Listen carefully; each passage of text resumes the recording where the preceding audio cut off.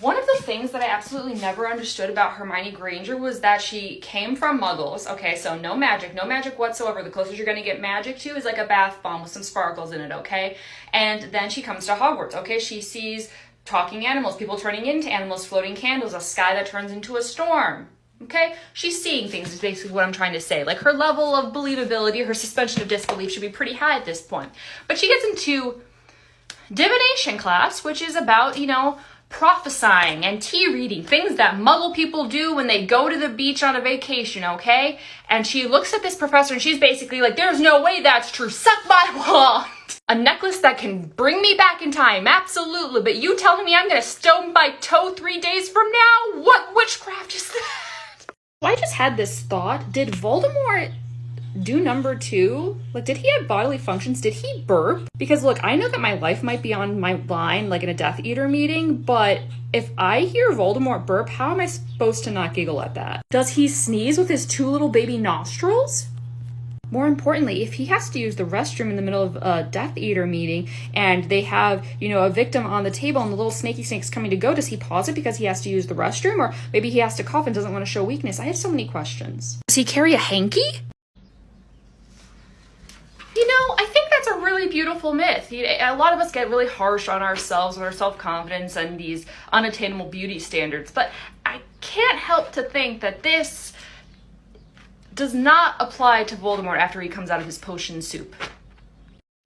You know what the wildest thing to me about the Harry Potter series is? And no, it's not the flying brooms or the fact that 12-year-olds are saving the world. It's the fact that no one created a magical dermaskin of armor for fighting. And you know what? Being the Slytherin that I am, if I was in that world, that's the first thing I'm trying to create. Now, I know that self-creating spells and magic is very complicated. I'm not trying to oversimplify it, but to me, that's number 1 in the rule book, especially during a war. That's what I'm going to come up with. It's going to be me and one other person, ideally Severus Snape.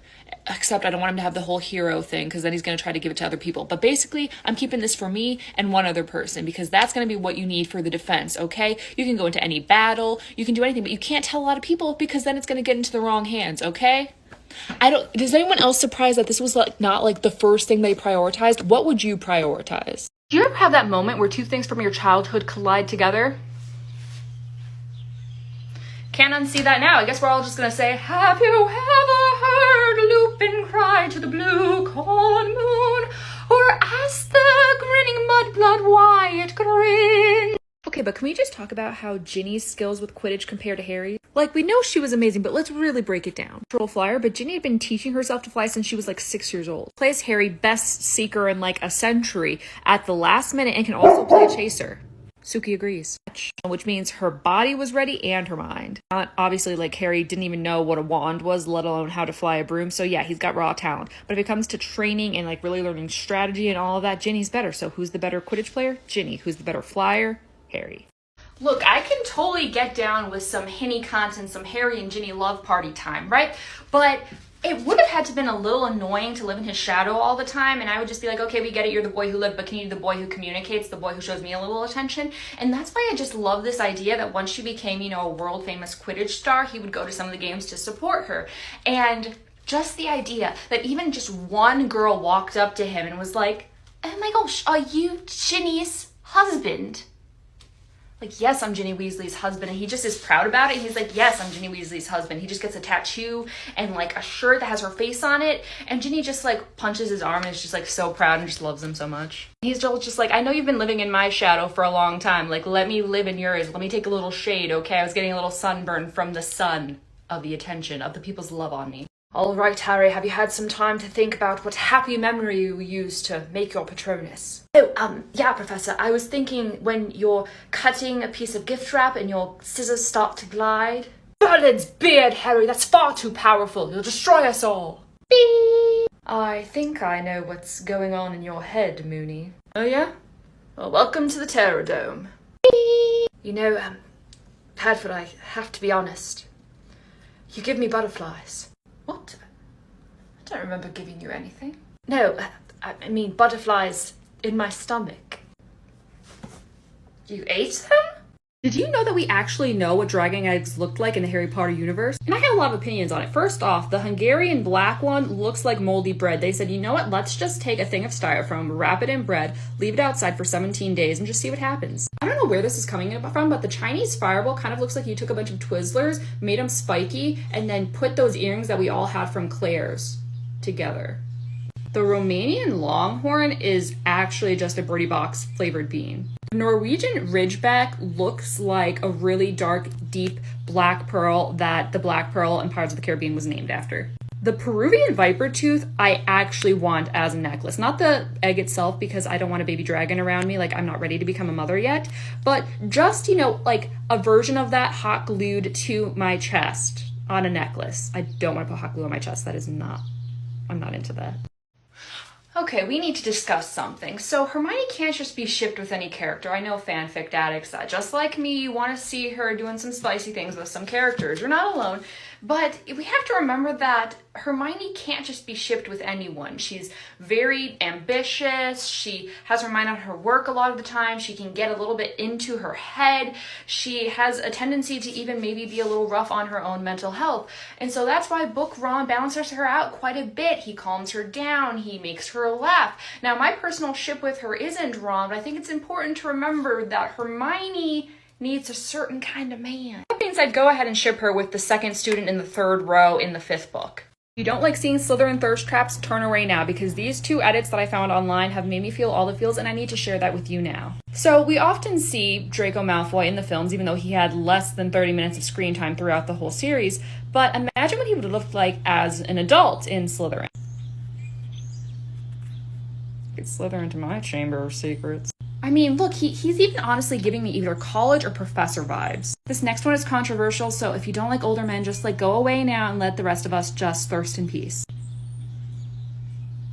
What a blessing, honestly. I have my Snape cut out in the background, and I know that he's getting a little jealous, so let's just give him a moment to show himself, because I don't want him getting mad at me later. Wow, he's fighting me on it. He doesn't even want to show himself. We're gonna have an argument. But look at him. I don't know if he's a moody poet in a coffee house, or if he's just, trying to make me his potions apprentice. Okay, but can we talk about how I think a lot of the people who fought in the Battle of Hogwarts would have struggled with mental health issues? I mean, ignore the fact that Harry was going through a lot and definitely needed a therapist during his time. But after the Battle of Hogwarts and everyone seeing their friend lying on the ground, I think that we would have had to have, some work in the mental health department. And I just have this idea that George started coming up with all these products for the Wizarding Wheezes to help with his PTSD and losing his brother. So we're talking cheering chocolates, nightmare nougats, mood mallow. And as someone who has a mental health disorder and is sensitive to stimuli, this is just so sweet. They could even do stuff with sparklers, so they would be sensitive to sound and triggers. Or a talisman trigger for specifically that. If they hear a trigger, it mutes the sound all around them and they're safe to leave. Just George trying to help the world. I now realize this face makeup talking about, Fred's expiration is kind of insensitive. Okay, look, I know I'm spoiled because I just got married this last year, so I found the love of my life. Before that, I probably would have picked the green pill, and I know this is supposed to be a hard question, and I get haha party heads, but more money, more problems, and if rich means saucy, I'm already there, okay? I'm a full snack. If it's super intelligent, no, I don't need to know all the problems. Can you imagine all the problems going on at Hogwarts? I don't need all that knowledge in my brain. I'm good. Just give me a 1-page essay, and I'll get that done for you. Go to Hogwarts and become a wizard, obviously. What is the question here? I'm sorry, is it a challenge that I want to ride a broom and be a wizard and have a flowy robe while I enjoy a nice pumpkin juice on the cottage lawn? Not the breakfast, and try not to burn anything. Yes, Aunt Petunia. I want everything to be perfect for my Dudley's special day. Hurry up, bring my coffee boy. Yes, Uncle Vernon. How many are there? 36, counted them myself. 36, but last year I had 37. Well, some of them are quite a bit bigger than last year. I don't care how big they are. What's a twat? What was that, Harry? I said, this ham is going to give you a whop. Strange stair dwellers. Now listen, honey, when we go out, we'll buy you 2 new presents. How's that, pumpkin? Oh, it's my small gift of serotonin for you. I don't make any of my own, so I have to have the store-bought kind, so I thought I'd bring you a gift of some. Okay, are you ready for it? So Hermione insisted that her kids with Ron go to Muggle school before going to Hogwarts so they could, learn things like reading and math. And Ron goes along with it, and just picture proud grandpappy Arthur Weasley going to a science fair for the first time. Okay? That's incredible. Rubber ducks everywhere. I don't know, something about floating. Maybe someone could teach him about how water works. Buoyancy. That would be a project. He'd finally learn what the function of a rubber duck is. Okay, don't get distracted, Lauren. Focus. And someone shows him a volcano and he's just like, oh my gosh, that's a very small volcano. How, my dear, did you manage to create this? And she goes, food coloring and baking soda. And he is just blown away. He freaking jazzed for life. Hermione! What's wrong with what? I came as quickly as I could. It's a hummingbird. Isn't that the most majestic, beautiful, heartwarming thing you've ever seen in your entire life? Yes, Ronald, it's lovely. For me, you've given me this beautiful gift of serotonin with that idea, and I would like to expand upon that. So think about it. There are so many young artists that become famous painters because one person really believed in their work and told them how talented they were when they were 6 years old and painted a one-eared bunny. So the idea that Arthur would be there for the kids whose parents maybe didn't show up or were just kind of giving them a half-hearted high five after they did something, and him going and saying that, oh my gosh, you made a potato cloth, that's absolutely amazing, you're brilliant. Just something like that would really make their whole life. And then just picture like Rose making an experiment. Say she does the effects of fluorescent light on plants, and then she says, oh, I actually made a second one too for you, Papa. And she pulls out the function of a rubber duck experiment, and you just see Arthur Weasley, just one tear of joy rolls down his cheek. You know, that whole Lavender and Ron thing really was pretty yucky, but what if, just to mess with him in his 6th year, Fred and George prepare a Veritas serum for his pumpkin juice during the Christmas holidays, and they put it in there just trying to get him to talk about why he actually does like lavender. They're hoping things get a little spicy. They kind of want to start some drama. Maybe he says Fleur and we start a little family squabble. But then he says Hermione. I just like that maybe is the way that their love story would have been revealed instead of a chamber being soaking wet and smelling mildew. You know what I mean? Guys, this is not a drill. What's the one thing from Hogwarts that you would definitely want? They already have magic wands that they make at Hogsmeade, so other than that. Right, a broom, a flying stick. Of course that's what you want. Well, guess what, you guys? They're a thing now. Apparently, they attached to an electric unicycle. Didn't even know that was a thing. That was another discovery for the day. And it feels like you're actually flying. So here's my thought. We all get together. We buy a bunch of these. Some of us need to, talk to our rich uncles. We build a Hogwarts in the Midwest because there's lots of land over there and no one's going to bother us in the middle of a cornfield. We fly our brooms around. We live our best lives. All right. Time to write about another day in the traumatizing life of Harry James Potter. Got to be kidding me. Hermione, were you reading my diary again? How can you tell, mate? It's quite obvious, really. She corrected my spelling. Do you ever find yourself surfing the internet in the middle of a pandemic because you're so bored that the days start to blur together and you're like, you know what? I'm going to need to look up the Harry Potter characters because I'm going to either write a fan fiction or film a TikTok because I need to fill the void. And that's what I was doing the other day. Caught. And I typed in Harry Potter character because I wanted to get Harry Potter, the character, specifically for an edit I was doing. And when you type in Harry Potter character, the Harry Potter series comes up. Harry's not the first person who comes up. The one whose name is in the series, the chosen one. It's Hermione Granger. And honestly, not mad about it. Because in reality, we all know that it was really about her anyway. And if she wasn't included, then Harry would have been gone as soon as he didn't catch one of the Hogwarts letters. Next time someone asks me why girls go to the bathroom together, I'm just going to say, because we're the generation that grew up on Harry Potter. Let me just give you a recap of what happened when those girls tried to go to the bathroom alone. Hermione had to have a wrestling match with the troll and got her robes completely covered in toilet water. Ewies. Then you have Ginny, who literally got possessed by a pretty hot ghost and had to put blood on walls, ruining the manicure. Then you have Katie, who got a nice necklace, plot twist, it's possessed and it's going to destroy your soul. And then you have Moaning Myrtle, who literally expired. And this is why I held my bodily fluids in high school. Okay, I think McGonagall knows something that we don't know, because in Sorcerer's Stone she talks about how Dumbledore is the only one that Voldemort fears, and that he's the only one who has powers comparable to Voldemort's, and Dumbledore's like, oh, he has powers that even I can't imagine. And McGonagall's like, just because you're too noble to use them. So my question is, what spells or powers is Dumbledore capable of that he's too noble to use, because I'm pretty sure like everyone gets the lesson in Avada Kedavra. Like I'm pretty sure the Hogwarts students got that lesson in, third year. So I think Dumbledore figured out how to use that. So other than flying, which I know Voldemort and Snape can do, what power is he too noble to use? Like turn that robe back into an elegant three-piece suit? Oh my gosh, you guys are not ready for this. So, you know how there's a bunch of little interviews about the little tiny Hermione, Ron, and Harry Beans back when they were 11 and just starting on their grand journey? Well, I just came across one where the interviewer asks how they think that Ron and Hermione's relationship is going to develop throughout the series. And, innocent question enough. And Hermione's like, oh, they're great friends. I think they're going to get stronger in that, and they're going to go on a lot of adventures together. And Rupert answers saying, well, they're great friends right now, but, I think they're definitely going to turn into something more. They're soulmates, obviously. Don't tell her I said that. I mean, how pure? Getting friend zoned in the fictional world and the real one. Morning, boys. Remus, you look exhausted. If you don't get enough sleep, how do you expect to function? Simple, Lily. I run on 3 fuels. Spite, coffee, and of course, chocolate. In Harry Potter and the Chamber of Secrets, Rowling actually came up with a guide to teach the cast how to speak Parseltongue. And I personally would just love to see how that was written out. Like, what letters exactly do you use to write? Apparently Alan Cumming was supposed to play Gilderoy Lockhart, which, confusing. But he turned it down because Rupert Grint, who had the same agent as him, was going to get paid more. And he was like, I'm not going to get paid the same as a 12-year-old amateur. Like, I'm sorry, are you the main character getting scared by spiders, or are you just gonna flash a smile?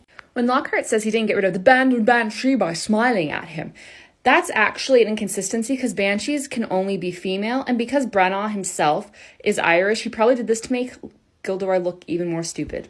It worked! Sometimes I like to think about how my least favorite characters might have gotten their just desserts, or just some fun little quirky things, headcanons, fan theories. And one of them that I came across was that the Dursleys came home just really jazzed about their dentist, really excited about it, to floss and keep their canines clean. And Harry's listening because he has to pretend to care still because he does want food.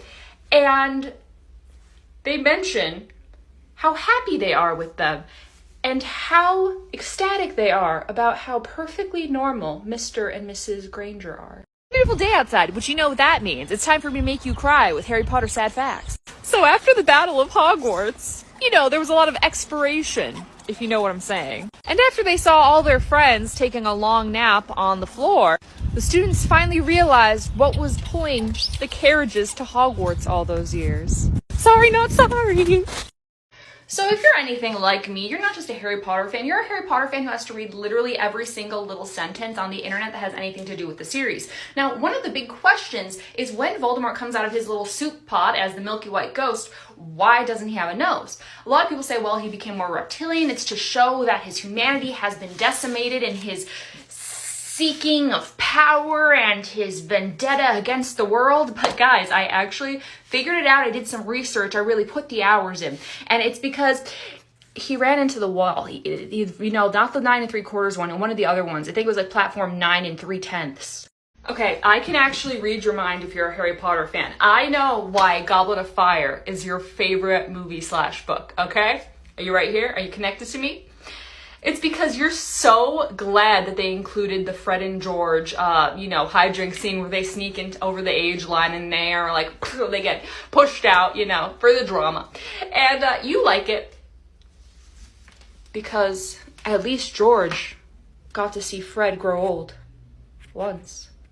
So we learned something from She Who Must Not Be Named, the person who wrote the Harry Potter series, even though we all know it was Dobby. But she mentioned something about Hagrid and how he would still be working at Hogwarts as late as 2017. And someone pointed out that they really hope that they took him to see How to Train Your Dragon. And that just messed with me because can you imagine that precious, even though he is large, small being sitting in his little seat, maybe eating some nice popcorn if someone was spoiling him, and seeing people find the love of these magical creatures where they had been destroyed before, and a bond between animal and man coming together. Tears of joy would be weeping down this face while he was crying tears at watching his little flying. Okay, listen, I have a confession to make. Before having TikTok, I was not a huge fan of Ron Weasley. I kind of just thought he was there and kind of a jock and just kind of, ugh. But then seeing more and more people cosplay him and explain why they love him, I was like, okay, he actually is a little bit of a precious being. And I knew that you have changed my souls and hearts because I saw this post today and it almost broke me. It was about how, Ron was proposing to Hermione and how what he did was get down on one knee, okay, no plot twist there yet, pull out a teaspoon and tell her, all my emotions belong to you, will you marry me? Okay, guess we're crying on Wednesdays now. Okay, you guys, I'm about to blow your mind. You are not ready. So one of the big things in the Harry Potter series is Professor Trelawney. Not a lot of the characters treat her as if she's cuckoo, and some of them revere her and want to have tea with her all the time. Proudmon Lavender. But if after the Battle of Little Winging, 13 people gather around to mourn the loss of, spoiler alert, Mad-Eye Moody. Now, one of the predictions that Trelawney has is that when 13 people gather around, the first to rise will be the first to expire, and the first one to leave is Remus Lupin. And then in the Battle of Hogwarts, he is carpet napped by Aunt Adolphe, and he was the first one to expire, proving that she was right. And one of the ancient characters, Apollo, cursed a seer named Cassandra that all of her predictions, even when they were true, would be proven wrong and no one would believe her after she refused to do the deed with him, the horizontal Yule Ball, if you want. And what is one of Trelawney's relatives' name? Cassandra. You know what one of the most iconic things about Draco Malfoy is? During the fourth movie, Harry's getting a lot of flack, for being the fourth wizard in a Triwizard Tournament. And at this point, he really must be questioning his life choices because he didn't even do any of this thing this time. Like the other times he was impulsive and made poor choices and we get it. But this time it literally was just thrust upon it. So he's going into the town square, of the common room of Hogwarts, or whatever you call that little green patch where they can get fresh air in. And he sees Draco and he's just like, sure, why not? Why not let this be my time right now? And Draco's up in the tree, just posing. And it's like, it'd be one thing, I guess, if he got up there to strike a dramatic pose before he taunts Harry about not surviving 5 minutes in the tournament. But that means that he was talking to his friends up in the tree. Like, he was looking down at them and holding court. If that's not drama, I don't know what is. Definitely Lucius's son. You know that book Voldemort looked very different than movie Voldemort? In fact, he was actually 10 times more terrifying. Not to say that I would go on a date with movie Voldemort, but at least I'd let him hold my hand, I guess, if he wasn't, a maniac. But then I found out what he was supposed to look like in an artist rendering, and I honestly don't know how Bella sired a child with him. I don't want to touch that with a 10-foot broomstick, let alone do the horizontal Yule Ball with it. Hasn't brushed his teeth in years, either drank Kool-Aid or drank something else. And you don't get those red eyes from swimming in a pool.